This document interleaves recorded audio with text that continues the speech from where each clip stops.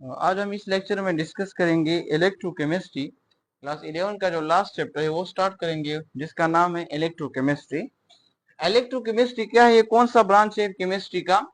तो इलेक्ट्रोकेमिस्ट्री जो है केमिस्ट्री का वो ब्रांच है जिसमें हम पढ़ते हैं कि किस तरह हम इलेक्ट्रिकल एनर्जी को कन्वर्ट कर सकते हैं केमिकल एनर्जी में, और फिर केमिकल एनर्जी को कन्वर्ट कर सकते हैं इलेक्ट्रिकल एनर्जी में।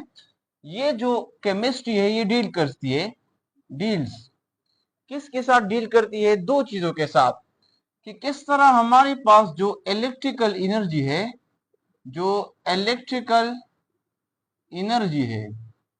इस इलेक्ट्रिकल एनर्जी को हम कैसे कन्वर्ट कर सकते हैं, कैसे हम इसको कन्वर्ट कर सकते हैं मैकेनिकल एनर्जी में, सॉरी केमिकल एनर्जी में, और फिर इसी केमिकल एनर्जी को हम कैसे कन्वर्ट कर सकते हैं इलेक्ट्रिकल एनर्जी में। जो ब्रांच केमिस्ट्री का इन इस तरह चीजों से डील करती है उसको हम कहते हैं इलेक्ट्रोकेमिस्ट्री। अब इसके लिए हम अलग अलग जो है मुख्तलिफ सीरीज पढ़ते हैं जिसमें हम इलेक्ट्रिकल एनर्जी को कन्वर्ट करते हैं केमिकल एनर्जी में, और केमिकल एनर्जी को कन्वर्ट करते हैं इलेक्ट्रिकल एनर्जी में।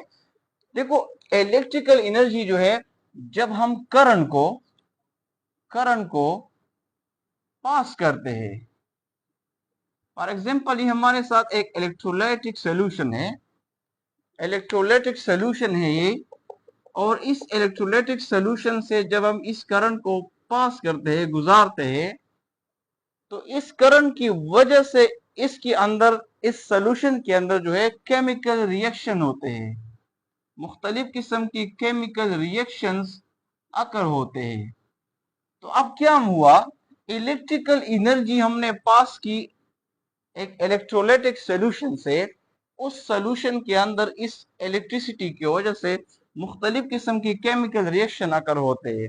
इसका मतलब ये हुआ कि यहाँ जो करंट था वो इलेक्ट्रिकल एनर्जी आपके पास वो कन्वर्ट हो गई केमिकल एनर्जी में। ये हम इसी चैप्टर में डिटेल से हम पढ़ेंगे, गैल्वानिक सेल, वोल्टेक सेल, उसमें हम डिटेल से बात करेंगे। यह सिर्फ मैं मुख्तसर बता रहा हूं आप लोगों को।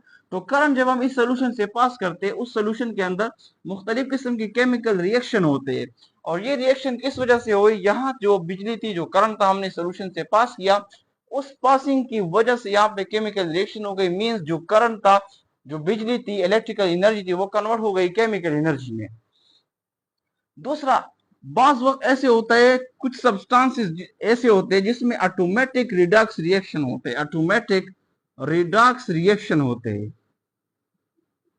कुछ सब्सटेंसेस ऐसे होते हैं जिसमें ऑटोमेटिकल रिडक्स रिएक्शन होता है। रिडक्स रिएक्शन भी हम पढ़ेंगे, ऑक्सीडेशन भी पढ़ेंगे, रिडक्शन भी पढ़ेंगे, सारी चीजें इस चैप्टर में हम कवर करेंगे। लेकिन यहां सिर्फ मैं बता रहा हूं कि इलेक्ट्रोकेमिस्ट्री है क्या चीज। ऑटोमेटिक रिएक्शन होती है बास चीजों में, और उस ऑटोमेटिक रिडक्स रिएक्शन की वजह से क्या होती है? रिडक्स रिएक्शन हो जाती है ना। मीन एक स्पीशीज में ऐसे होता है जो इलेक्ट्रॉन को लॉस करता है, दूसरा इसमें ऐसा होता है जो गेन करता है उसी सेम इलेक्ट्रॉन को। तो इसको हम कहते हैं रिडॉक्स रिएक्शन, जिसमें इलेक्ट्रॉन लॉस और गेन होता है। अब इस रिडॉक्स रिएक्शन जो इस स्पीशी के अंदर ऑटोमेटिकली होते हैं, ये खुद ब खुद होते हैं, तो इस रिडॉक्स रिएक्शन की वजह से क्या प्रोड्यूस होता है? करंट प्रोड्यूस होता है। अब देखो, इस सब्सटेंस के अंदर क्या है? ये केमिकल एनर्जी स्टोर है। केमिकल एनर्जी क्या है इसके अंदर, स्पीशी के अंदर स्टोर है, और वो in the form of Redux reaction, जब वो रिएक्शन करते हैं तो वो कन्वर्ट हो जाती है किसमें? करंट में। यानी जो केमिकल एनर्जी स्पीशी के अंदर मौजूद है वो इलेक्ट्रिकल एनर्जी में कन्वर्ट हो जाती है। तो ऐसा ब्रांच केमिस्ट्री का जिसमें हम डील करते हैं कैसे हम इलेक्ट्रिकल एनर्जी जो हमारे पास है वो हम कन्वर्ट कर सकते हैं केमिकल में, और केमिकल फिर कन्वर्ट कर सकते हैं इलेक्ट्रिकल में। देखो, जो हमारे पास इलेक्ट्रिक कार है, जितनी भी कार है उसके अंदर जो कार की जो बैटरीज है, जितनी बैटरीज है, वो एग्जाम्पल है इस केमिकल एनर्जी को इलेक्ट्रिकल एनर्जी में कन्वर्ट करने का। क्योंकि बैटरी क्या होती है? बैटरी को हम करंट नहीं देते, जो गाड़ियों के अंदर मौजूद होती है वो हमें करंट देती है। क्योंकि जो बैटरीज होती है, ये जो बैटरीज होती है गाड़ियों के अंदर, इसका एक एनोड होता है, एक कैथोड होता है, उसके अंदर, इस बैटरी के अंदर ऑटोमेटिकली यहाँ पे रिडक्स रिएक्शन होते हैं। रिडक्स रिएक्शन इस बैटरियों के अंदर होते हैं, और इस रिडक्स रिएक्शन की वजह से ये दोनों बाहर गाड़ी के साथ कनेक्ट होते हैं, negative terminal, positive terminal.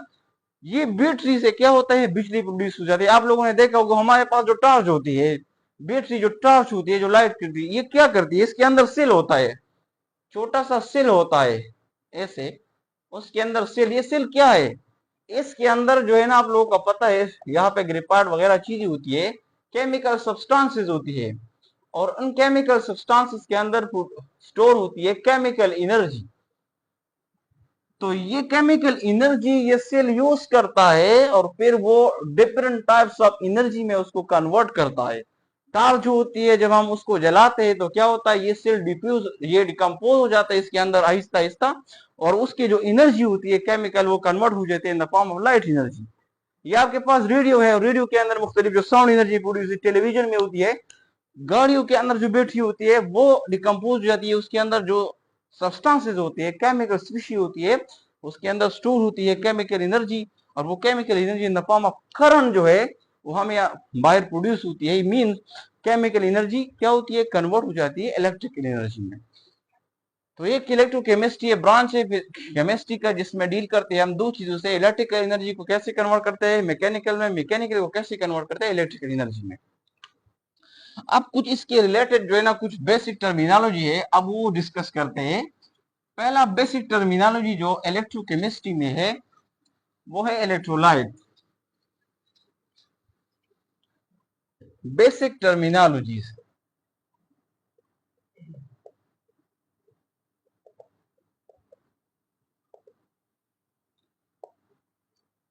First terminology जो इससे रिलेटेड है इलेक्ट्रोकेमिस्ट्री से, वो है इलेक्ट्रोलाइट्स।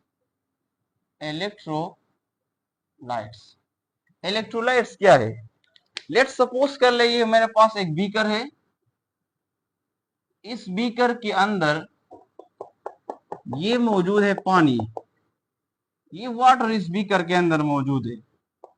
अब मैं क्या करता हूं, तीन चीजें लेता हूं, एसिड लेता हूं, बेस लेता हूं, और साल्ट लेता हूं। नंबर फर्स्ट एसिड, दूसरा बेस, तीसरा साल्ट।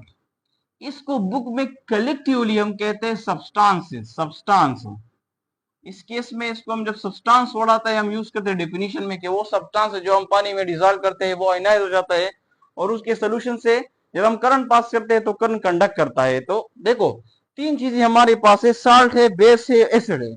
जब हम इन तीनों चीजों को इसमें से किसी एक को भी, चाहे एसिड हो, चाहे बेस हो, चाहे साल्ट हो, इस पानी में ऐड करते हैं, पानी में जब हम ऐड करते हैं तो वो क्या हो गया, अगर वो आयनाइज हो जाता है, आयनाइज हो जाता है, मींस आयनाइज का मतलब है कि वो जब आयंस में कन्वर्ट हो जाता है, converted into their respective ions, जब वो अपनी आयंस में इस पानी में क्या हो जाता है, कन्वर्ट हो जाता है। और फिर अब यहाँ पे जब ये कन्वर्ट, फॉर एग्जांपल मैंने यहाँ पे एसिड डाला, एसिड डाला, और एसिड डालने के बाद यहाँ पे एसिड आयनाइज हो गया, तो अब उसका यहाँ पे वाटर के साथ क्या बना, एक सोल्यूशन बना, आइंस का सोल्यूशन बना। अब मैं क्या करता हूं, इस सोल्यूशन से जो यहाँ पे बना, इस सोल्यूशन से मैं पास करता हूं करंट को। अगर वो करंट को क्या करता है, कंडक्ट करता है, तो इस तरह स्पीशी को, सब्सटेंसेस को हम कहते हैं कि ये इलेक्ट्रोलाइट्स है। ये क्या कहलाता है, ये इलेक्ट्रोलाइट्स कहलाता है। तो इलेक्ट्रोलाइट्स क्या है, वो सब्सटेंसेस है। सब्सटेंसेस का मतलब है एसिड हो सकता है, बेस हो सकता है, साल्ट हो सकता है। जब हम किसी भी वाटर में हम उसको डालते हैं, अगर वो वाटर में आयनाइज हो गया इनटू देयर रिस्पेक्टिव आयंस, अपने आयन में डिसोसिएट हो गया, और उस सोल्यूशन से जो अब उसके बाद बना, उससे जब हम क्या पास करते हैं, करंट को पास करते हैं, और करंट वो कंडक्ट करता है, then such type of substances को हम कहते हैं इलेक्ट्रोलाइट्स। अब फॉर एग्जांपल मैं यहाँ एक एग्जांपल ले लेता हूं एसिड का। लेट सपोज एसिड हमारे पास है HCl। अगर मैं HCl लेता हूं, HCl वाटर में डालता हूं, तो HCl अपने पॉजिटिव और नेगेटिव आयन में आयनाइज हो जाता है, और जब इसके सोल्यूशन से मैं करंट पास करता हूं तो इसकी सोल्यूशन से करंट पास होता है। इसी तरह बेस, बेस है सोडियम हाइड्रोक्साइड, और इसी तरह मेरे पास जो साल्ट है वो है NaCl। तो ये कहलाता है क्या, इलेक्ट्रोलाइट्स। अब इलेक्ट्रोलाइट्स के दो टाइप्स है, उस टाइप्स को डिस्कस करते हैं। Types of electrolytes, types of electrolytes, types. Number first है strong electrolytes, strong electrolytes. Strong electrolytes कौन से इलेक्ट्रोलाइट्स होते हैं? तो अगर मेरे पास सेम वही बीकर है, सेम बीकर है और उसमें इसी बीकर में पानी मौजूद है, मैं या एसिड लेता हूं या बेस लेता हूं या सॉल्ट लेता हूं, इन तीनों में से किसी एक को भी मैं इस बीकर के अंदर डाल लेता हूं, इस पानी के अंदर। अगर वो सब्सटेंस चाहे एसिड हो चाहे बेस हो चाहे सॉल्ट हो, पानी के डालने के बाद पानी में डाला, वो आयनाइज हो गया, लेकिन मैक्सिमम आयनाइज हो गया मैक्सिमम एक्सटेंट तक, मैक्सिमम एक्सटेंट तक। मतलब ये कि बहुत ज्यादा या कंप्लीटली आप कह सकते हैं कि वो कंप्लीटली आयनाइज हो गया। तो इस तरह सब्सटेंस को हम कहते हैं क्या, और जब कंप्लीटली आयनाइज हो गया तो उसके बाद इसका सोल्यूशन क्या बना, पानी के साथ उसका सोल्यूशन भी बना, उसमें पानी भी है और आयंस भी है। अब उस सोल्यूशन से मैं क्या पास करता हूं, करंट पास करता हूं। तो अब ये करंट कंडक्ट करेगा, लेकिन मैक्सिमम अमाउंट ऑफ करंट को कंडक्ट करेगा, क्योंकि यहाँ पे आयंस जो है वो मैक्सिमम एक्सटेंट तक आयनाइज हो चुके हैं। तो अब उस सोल्यूशन से मैं करंट पास करता हूं तो करंट कंडक्ट होगा, लेकिन इस केस में मैक्सिमम अमाउंट जो है, मैक्सिमम अमाउंट ऑफ करंट को अब ये सोल्यूशन कंडक्ट करेगा। तो अब ऐसी स्पीशीज जब हम उसको पानी में डालते हैं या एक्विस सोल्यूशन में डालते हैं, और वो कंप्लीटली और मैक्सिमम एक्सटेंट तक क्या होते हैं, वो आयनाइज हो जाते हैं। और उसकी आयनाइजेशन के बाद जो सोल्यूशन बनता है, उस सोल्यूशन से अगर मैं क्या पास करता हूं, करंट पास करता हूं, तो करंट तो पास होता है, वीक में भी पास होता है, इसमें भी पास होता है, लेकिन फर्क यह है कि यहाँ पे maximum amount of current pass होगा, वीक के केस में स्मॉल अमाउंट जो करंट है वो पास होगा। सच टाइप ऑफ जो स्पीशी है, जो सब्सटेंसेस है, एसिड भी हो सकता है, बेस भी और सॉल्ट भी, उसको हम कहते हैं स्ट्रॉन्ग इलेक्ट्रोलाइट्स। अब एक एक चीज को मैं discuss, acid, in case of acid example लेता हूं मैं एसिड्स की जो स्ट्रॉन्ग इलेक्ट्रोलाइट्स है। फॉर एग्जांपल HCl, ये स्ट्रॉन्ग इलेक्ट्रोलाइट्स है।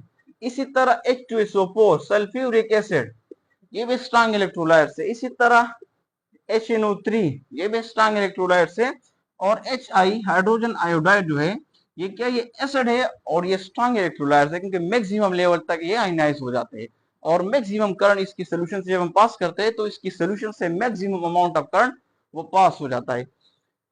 दूसरा, एक तो एसिड, दूसरा है base. Base strong electrolyte, in case of strong electrolyte base हमारे पास sodium hydroxide, sodium hydroxide, potassium hydroxide और इसी तरह कैल्शियम हाइड्रोक्साइड भी है। ये क्या स्ट्रॉन्ग इलेक्ट्रोलाइट्स है इन केस ऑफ बेस। इसी तरह साल्ट, अगर मैं बात करूं साल्ट की, जो स्ट्रॉन्ग इलेक्ट्रोलाइट है NaCl सोडियम क्लोराइड, इसी तरह सोडियम नाइट्रेट NaNO3 और कॉपर सल्फेट CuSO4, ये क्या, ये इन केस ऑफ साल्ट जो है ये स्ट्रॉन्ग इलेक्ट्रोलाइट है। तो एक टाइप हुआ इलेक्ट्रोलाइट का स्ट्रॉन्ग इलेक्ट्रोलाइट। अब आती दूसरी टाइप पे और वो है वीक इलेक्ट्रोलाइट। दूसरा है वीक इलेक्ट्रोलाइट।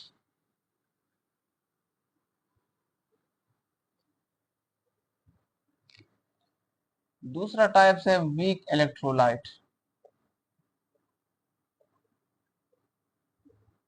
वीक इलेक्ट्रोलाइट्स कौन से इलेक्ट्रोलाइट्स होता है, देखो वही सेम बीकर है, उसमें पानी मौजूद है, इसमें से मैं सब्सटेंस डालता हूँ। सब्सटेंस हो सकता है एसिड, हो सकता है बेस, हो सकता है सॉल्ट, हो सकता है।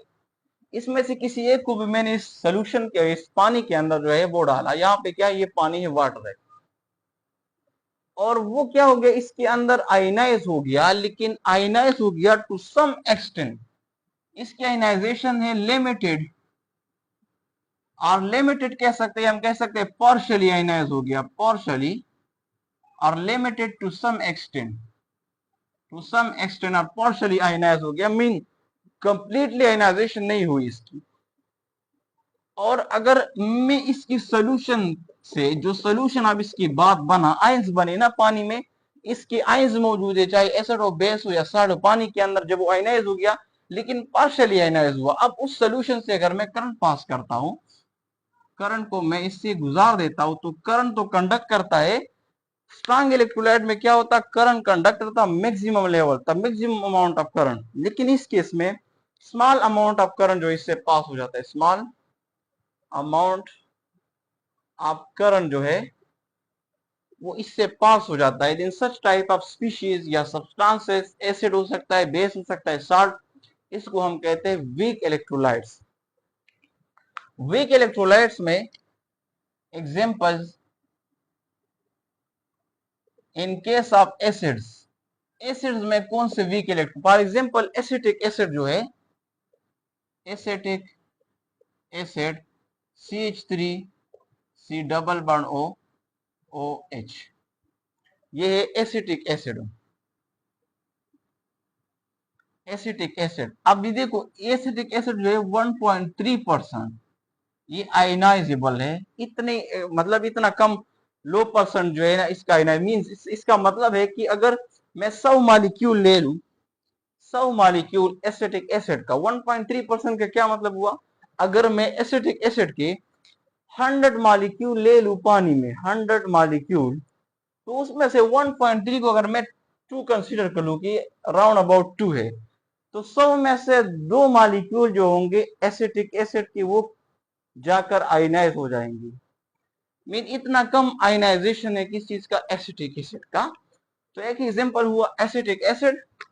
दूसरा एग्जांपल है H2CO3 कार्बनिक एसिड, और इसी तरह है formic acid, formic acid HCOOH, ये है फॉर्मिक एसिड। तो ये तीनों एग्जांपल है वीक एसिड की। दो हो गई, एसिड भी हो गया, बेस भी होगा, एसिड दूसरा एग्जांपल। और बेस, बेस की तरफ आते हैं, weak electrolyte in case of base. Basis में जो है वो अमोनियम हाइड्रोक्साइड है, अमोनियम हाइड्रोक्साइड हो। और इन केस ऑफ साल्ट की मैं बात करूं, साल्ट में है ammonium, ammonium acetate, ammonium, ammonium acetate, ये साल्ट है जो कि वीक इलेक्ट्रोलाइट ही, मींस कि ये पार्शियली आयनाइज हो जाते हैं इन एक्वियस सॉल्यूशन। वीक इलेक्ट्रोलाइट हो गया, स्ट्रांग इलेक्ट्रोलाइट हो गया, ये इलेक्ट्रोलाइट खत्म हो गया। अब आते दूसरा जो टर्मिनोलॉजी है वो नॉन इलेक्ट्रोलाइट, वो है नॉन इलेक्ट्रोलाइट की।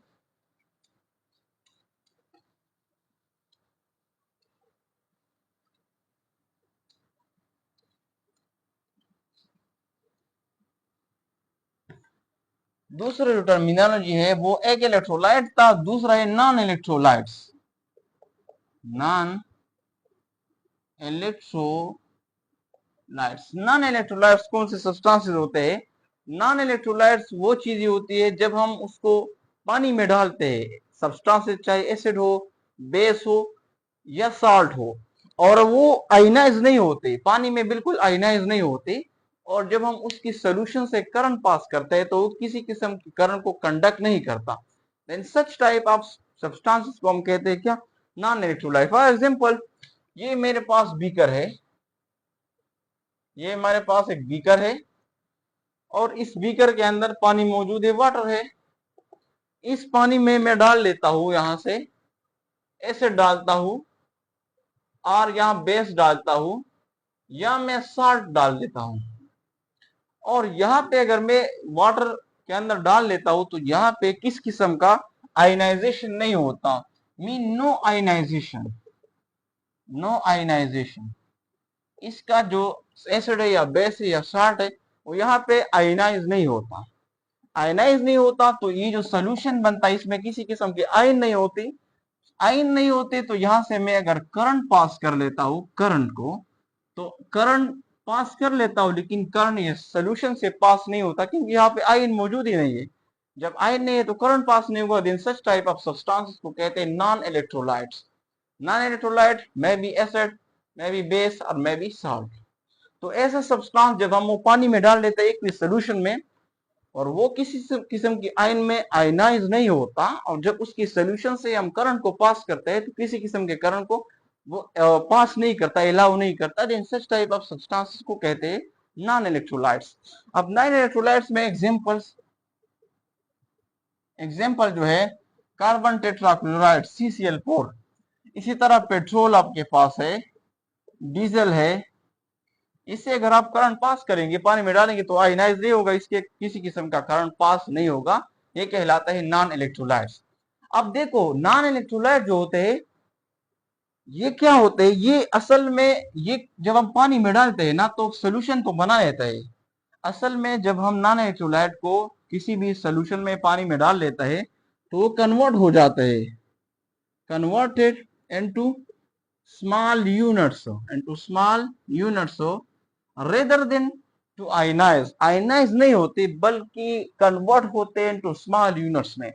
फॉर एग्जाम्पल अगर मैं यहाँ एक ग्लास लेता हूं और इस ग्लास के अंदर मैं शुगर लेता हूं, शुगर इस ग्लास के अंदर मैंने डाल दिया, इस ग्लास के अंदर पानी मौजूद है और उस पानी में मैंने शुगर को डाल दिया। अब शुगर क्या है, ये एक नॉन इलेक्ट्रोलाइट है, नॉन इलेक्ट्रोलाइट। अगरचे जब मैं इसको पानी में डाल लेता हूँ वो सोल्यूशन बना देता है, लेकिन जब आप इस सोल्यूशन से करंट को पास करते हैं तो इस किस्म का किसी भी किस्म का करंट इससे पास नहीं होता।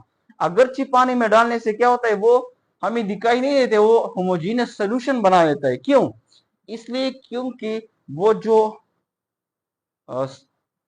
शुगर है आपके पास, वो तो जब हम डालते हैं उस वक्त बड़े बड़े नजर आते हैं हमें, लेकिन जब हम उसको डाल लेते हैं पानी के अंदर तो ये जो शुगर के जो यूनिट्स होते हैं, असल में ये जो यूनिट होते हैं ये बस लार्ज होते हैं, जब पानी में डाल देते हैं तो पानी में डालने की वजह से वो छोटे छोटे यूनिट्स में डिवाइड हो जाते हैं, कन्वर्ट हो जाते हैं, लेकिन आयनाइज नहीं होते यहाँ पे। तो शुगर क्या है, शुगर इसी तरह शुगर है हमारे पास, ये नॉन इलेक्ट्रोलाइट है, सक्रोज शुगर है, ग्लूकोज है, ये सारे क्या क्या ये नॉन इलेक्ट्रोलाइट है। इसकी सोल्यूशन से अगर आप करंट पास करेंगे, करंट पास नहीं होगा, जस्ट क्या होता है यहाँ पे उसकी सोल्यूशन के अंदर उसके जो पार्टिकल होते हैं वो स्मॉल स्मॉल यूनिट में कन्वर्ट हो जाते हैं और करंट पास नहीं करते। तो ये एग्जांपल होती है इसकी नॉन इलेक्ट्रोलाइट्स। अब लास्ट एक टर्मिनोलॉजी है, जो बाकी टर्मिनोलॉजी हम दूसरे लेक्चर में डिस्कस करेंगे। एक टर्मिनोलॉजी का और में डिस्कस करते हैं वो है कंडक्टर्स। कंडक्टर्स इसके बाद वाले लेक्चर में रिडक्शन, ऑक्सीडेशन और बाकी जितने टर्मिनोलॉजी है वो हम उसमें ओल्ड कंसेप्ट क्या है उसके मुताबिक और मॉडर्न कंसेप्ट क्या है। कंडक्टर्स क्या होते हैं, कंडक्टर ऐसे सब्सटेंस होते हैं, देखो फॉर एग्जांपल ये मेरे पास एक सब्सटेंस है, ठीक है, एक चीज है, कोई भी चीज है, और इस सब्सटेंस से, ये क्या है, एक सब्सटेंस है, और इस सब्सटेंस से मैं क्या करता हूं, इस सब्सटेंस से मैं करंट पास करता हूं, ये क्या है, करंट है, और मैं पास करता हूं इस करंट को इस सब्सटेंस से।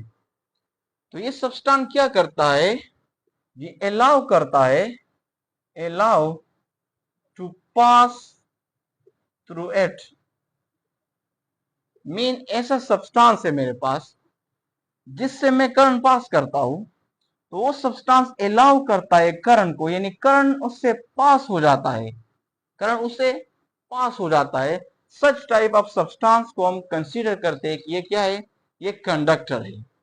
और कंडक्टर कौन से कंडक्टर, कौन सी स्पीशी कंडक्टर होते हैं, कौन से सब्सटेंस, मेटल्स जो होते हैं, मेटल्स, मेटल जो हमारे पास है वो क्या है, मोस्टली वो कंडक्टर होते हैं, क्योंकि जब उससे हम करंट को पास करते हैं तो करंट को अलाउ करता है, करंट उससे पास हो जाता है, तो हम मेटल को कंसीडर करते हैं हमारे पास क्या है, ये हमारे पास कंडक्टर्स है। अब इसके क्यों मेटल क्यों कंडक्टर है, सवाल ये है कि मेटल क्यों कंडक्टर होते हैं। तो बेसिकली मेटल का जो साइज होता है ना, मेटल मेटल जो साइज होता है उसका वो लार्ज होता है। देखो ये मेटल है, ये उसका आउटर शेल है, वैलेंस शेल है, ये इसका न्यूक्लियस है। तो न्यूक्लियस के दरमियान मेटल में और उसके वैलेंस शेल जो इलेक्ट्रॉन होता है, ये वैलेंस शेल इलेक्ट्रॉन है। वैलेंस शेल इलेक्ट्रॉन और न्यूक्लियस के दरमियान जो डिस्टेंस होता है वो लार्ज होता है। उनके दरमियान फासला होता है, लार्ज डिस्टेंस होता है।